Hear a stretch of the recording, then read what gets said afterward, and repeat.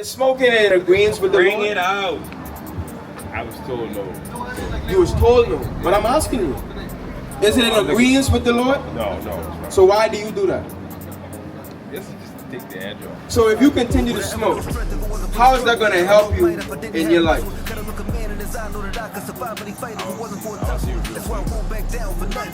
It's So smoking. only like a temporary thing. It's what? Temporary. It's temporary. Right. You think you're being helped, but you're actually doing what to yourself? You're destroying yourself. So you would risk your life just to take an edge off? Wait, come up. Watch this, come on. The book of 1 Corinthians chapter 3 and verse 16.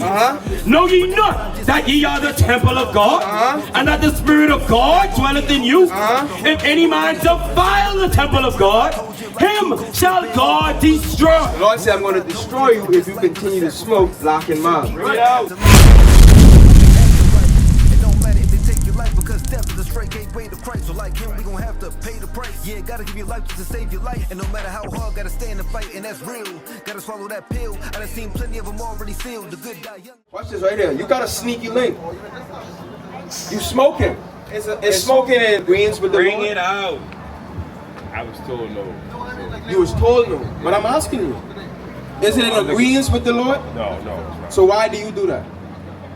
This is just to take the edge off. Okay, why do you need to take an edge off? Bring it out. Talk to me, man. Come on in the tent, bro. Come on in the tent. I'm gonna reason with you. Why do you need to take an edge off? I didn't want you to think on that as you give me your answer.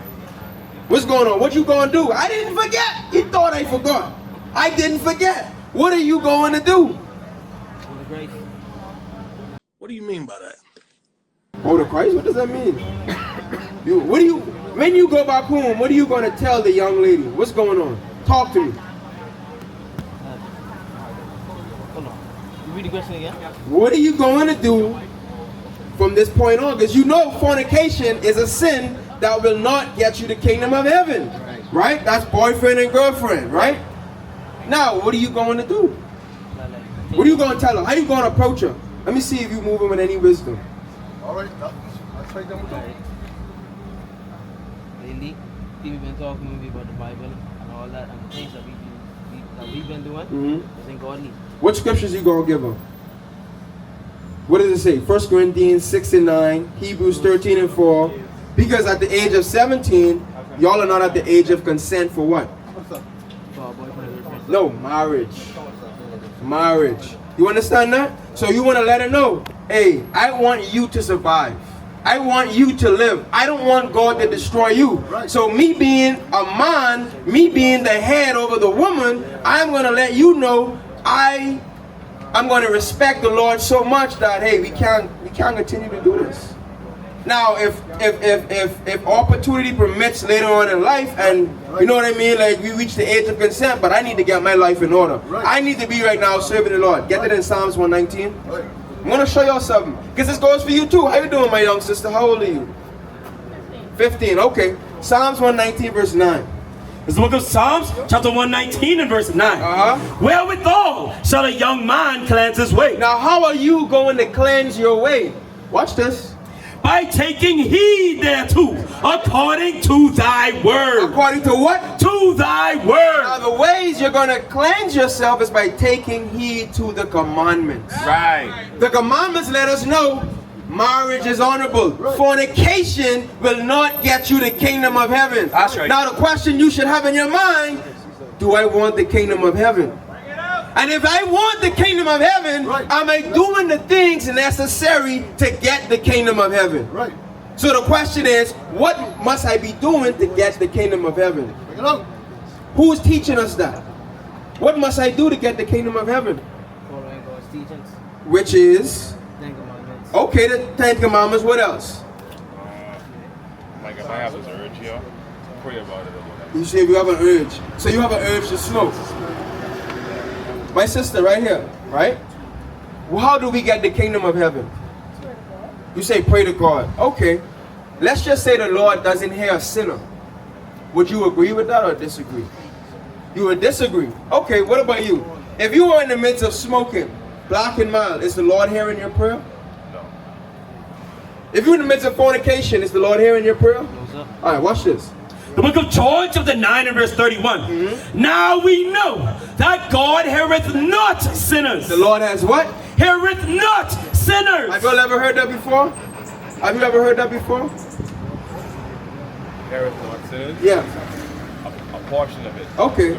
So if you continue to smoke, how is that going to help you in your life? Because you said it takes an edge off. How is smoking going to help you in your life?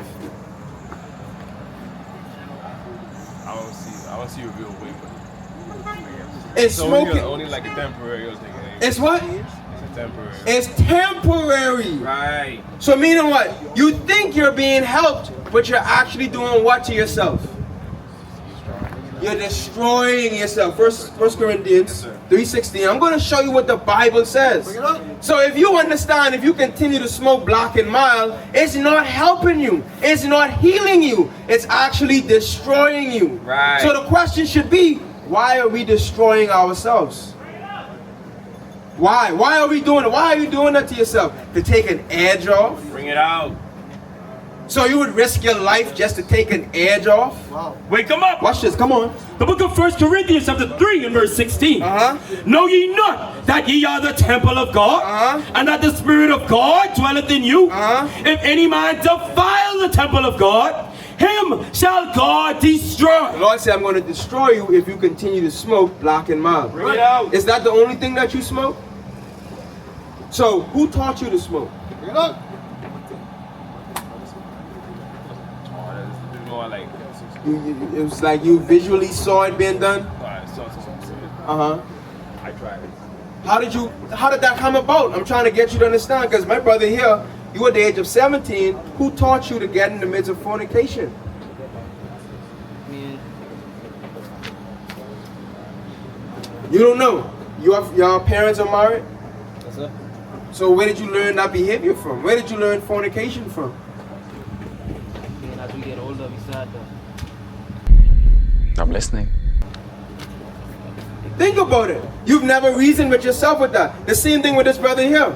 How old are you? You say 25? At what age did you start to smoke? At the age of 20. So watch this. For 5 years, right, you've been destroying your life. The question I want to ask you is why? That's whenever I smoke, it was like, I can't hear you. whenever I smoke, it was like kind of first thing off. But what was happening? What was going on? Why did you need to do that? Why did you resort to the black and mild instead of God? One of the key reasons why young people smoke is observation and influence. Now, what I mean by that is that they see others smoking. Sometimes it's their parents. A lot of times it's a sibling, an older cousin, or some other relative that they look up to and admire. If you smoke a black and mild at a party, a lot of times it's just part of the environment. It goes with the music. Another key reason why young people smoke, whether they believe it or not, is the influence of hip-hop and hip-hop culture and lifestyle. A lot of the rappers parade around with cigars. Cigars were considered a status symbol. They would have cigars in their mouths as to say, we've arrived, we made it. Bring it up. Working through problems. You working through problems? So who's going to help you solve your problems? Is it the black and mild or God? You realize the questions that I'm asking you should be the things that plays along in our minds. It's showing you just reacted to it. You took a liking to it. The flesh, get that in Romans 6? I'm going to show you something. Stay with me, follow me. My sister here, you don't have a boyfriend, right? Okay, you still in school, you getting your education, but you got on pants. Right. We're going to have to deal with that, all right? Watch this, Romans 6. I want you to start at 16. The book of Romans chapter 6 and verse 16. Brother, right up, brother. Listen to this. Know ye not that to whom ye yield yourselves servants to obey? Now I need you to read it right. Read the words right. Know ye not that to whom ye yield yourselves servants to obey? So know ye not to whom you yield yourselves to, you obey that.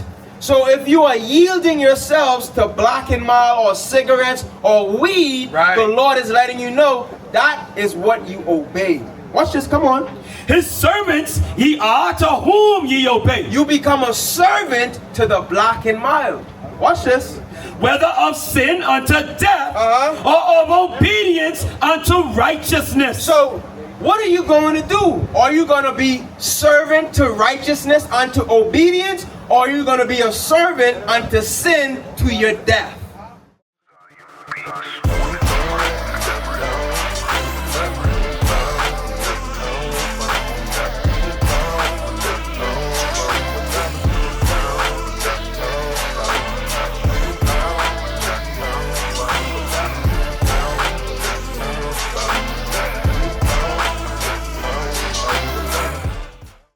What are you going to do? Meaning what? Go ahead. What is your response? Yes, I tried. You're going to do what? Try sword. So what are you going to do with that in your hand right now? What are you got the water right there? What are you going to do with that in your hand right now? Because I'm telling you, you're holding Satan in your hand, and it seems to me you can't let Satan go. No. So what are you going to do? Are you going to continue to hold Satan in your hand? Or are you going to get rid of Satan right now, once and for all? 1 Samuel 2 and 3. Come on. Yeah, come on. Read that. What are you going to do, bro? Oh, he done did it. All praise. Get a brother a round of applause. Read that. 1 Samuel 2 and 3, bro. Yes, sir. Listen to 1 Samuel chapter 2 and verse 3. Come on. Bring it out. Talk no more exceeding proudly. Let not arrogancy come out of your mouth. Now, I'm going to tell you something. It might have been something you did right so, but I'm going to show you something. Satan is going to come even much more harder now. That's right. Because you know what you did? You just defied him. He's saying to himself right now, how did these Negroes in purple and gold read the Bible to get into the mind of this young man to get him to throw away the device that I'm trying to destroy him with? That's right. Bring it out. How? Because that's all Satan want to do. Satan want to get you to the lake of fire and say, oh, oops, you on your own now, nigga. That's right. What are you going to do now? You reach the point of judgment, now you looking around for help. No, that's Satan's job, to get you to be destroyed. We're trying to bring you life.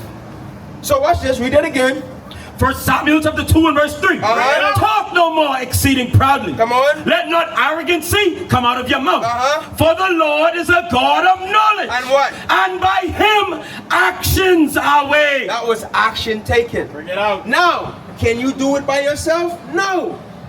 Sirach 17:25. You can't do this by yourself. So just how you started with that, you might have smoked like 3 a day. It's going to be a process for you. But who's going to help you along with that process? Look at the men around you. Bring it out. We got a sanctuary over here, bro. If you did not know, we got a school, a place of learning where you can come and get more of this understanding. Right. We ain't just out here on the street corners. We come out here for you to show you there's a better way. There's hope. Right. Cigarettes, black and mild, weed is not your hope. That's right. The Bible is your hope. That's right. Come on. The book of Sirach, chapter 17 and verse 25. Read it out. Return unto the Lord. What does the young man have to do, the young woman and these young men? Return unto the Lord. Because you were going astray from the Lord. Come on. And forsake thy sins. And do what? And forsake thy sins. The brother just forsook the black and mild. That's right. You need to forsake the fornication spirit and return unto the Lord. My sister right here, you need to forsake the tights. Watch this, come on. Make thy prayer before his face. And offend less. I know what? And offend less. You know what that means, bro? It's going to be a process. It's not going to be easy. Right. But if you have brothers around you, and we're going to get your information, because you need to get into the school. Right. You need to be among brothers that are going to help you and hold you accountable. Because you're a security, right? You have the whole responsibility of what? Guarding a business, guarding an establishment. You are held accountable for what? Making sure everyone is what? Safe. Bring it out. We are accountable for making sure we bring this Bible to you. Right. We teach you who you are according to the scriptures. Look at yourself right here. Come and take a look at yourself right here. Where do you see yourself on this sign? Because if you see yourself on this sign, these men right here, they don't smoke. Right. They don't put smoke into their lungs. Right. You know what they do? they wake up the 12 tribes of Israel.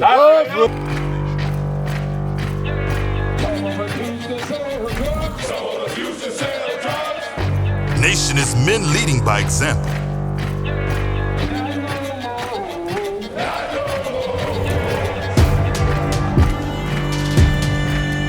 Nation is family.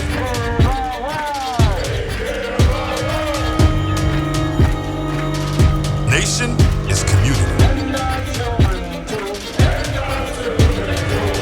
Nation is children with role models.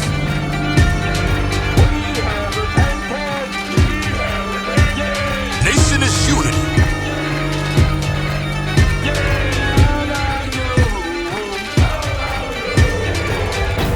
Nation is